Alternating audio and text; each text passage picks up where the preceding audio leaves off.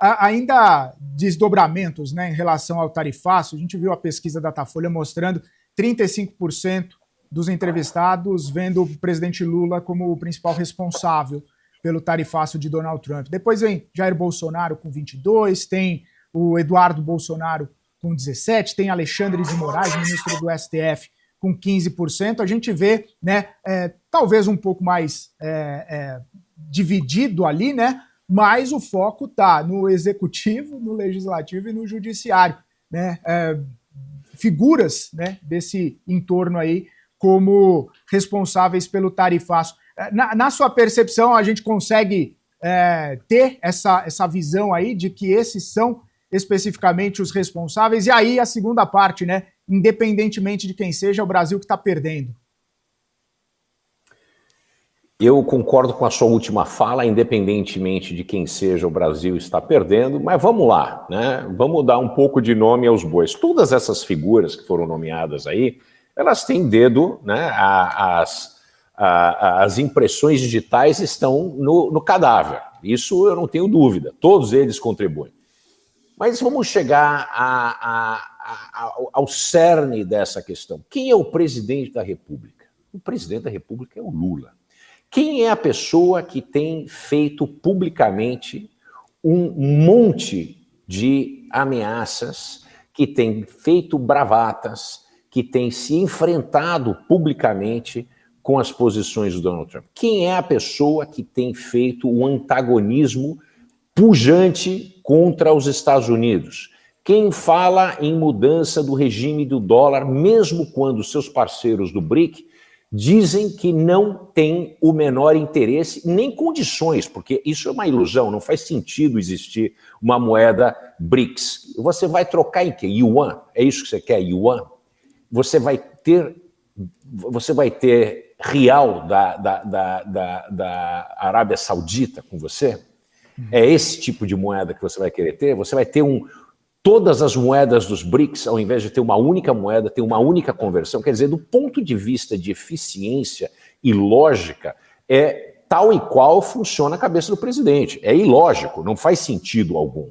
Então, até mesmo depois de Xi Jinping, de Narendra Modi falarem que não tem interesse e nunca sugeriram essa mudança, quem é o único chefe de Estado entre os membros do BRICS que insiste nessa insensatez?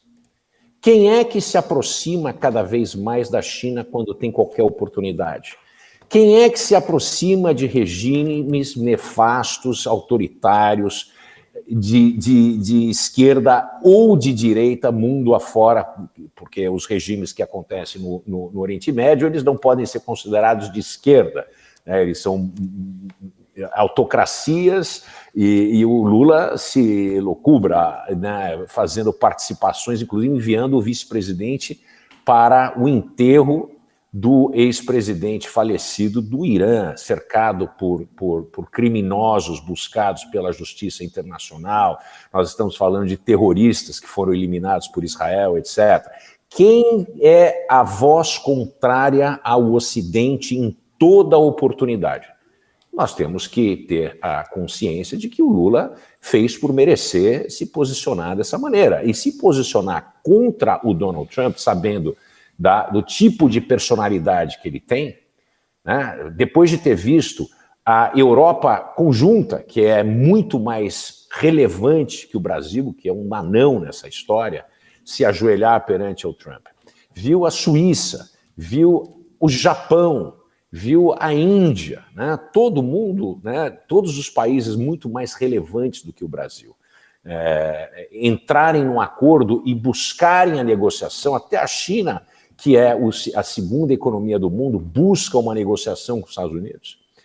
Quem é que se recusa a ter uma relação direta, franca e saber o seu lugar no galinheiro?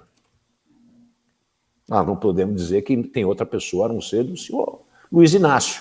Então, obviamente, todos esses nomes, todas essas figuras que nós citamos aqui, participam do problema.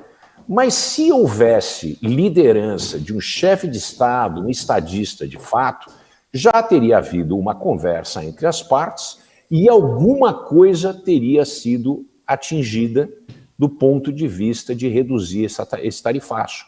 Por quê? Apesar do interesse político do Donald Trump no julgamento do Jair Bolsonaro, Donald Trump também é um negociador, é um homem de negócios. E o que pode ser oferecido, que o Brasil tem de sobra, é acesso a terras raras, que hoje o Brasil tem quase que menos de 1% da manufatura, o uso industrial das terras raras vem do Brasil, quando o Brasil tem a segunda maior jazida dessas terras raras e elementos raros que são tão necessários para a economia do século XXI, segundo apenas a China. Quer dizer, os Estados Unidos hoje fica dependente da China, quer dizer, a gente pode trocar uma coisa pela outra. Talvez ele fale mais e faça menos se a gente oferecer alguma coisa. Quer dizer, existe sempre um ponto de equilíbrio onde as pessoas passam a trocar. Só que para que isso ocorra, a gente precisa apresentar um plano. Mas como o Brasil é brasileiro, né, e o Brasil sendo brasileiro, ninguém tem plano. Eu sempre ensino aos meus alunos e às empresas com que eu faço consultoria a montar cenários. Normalmente ter 4 cenários, e cenários, inclusive, muito ruins, e ter um plano de reação para esses cenários. Quer dizer, o mundo inteiro sofrendo sanções, o Brasil achando que ia ficar lá livre, leve e solto com 10%, tendo um presidente como o nosso atual presidente, que está na vanguarda do contrário, do oposto aos Estados Unidos. Quer dizer, quando você está lá, você não pode esperar que algo melhor aconteça, mas foi exatamente isso que a gente fez. O Brasil esperou se esconder, se fingir de morto, que nada aconteceria, mas o Brasil estava lá no radar. O Brasil continua, recebeu o avião da Rússia semana passada, que foi visitar o senhor Maduro depois, a gente já acolheu navios iranianos em portos brasileiros, quer dizer, a gente continua fazendo tudo para entrar em rota de colisão com os americanos. Dá nisso aí.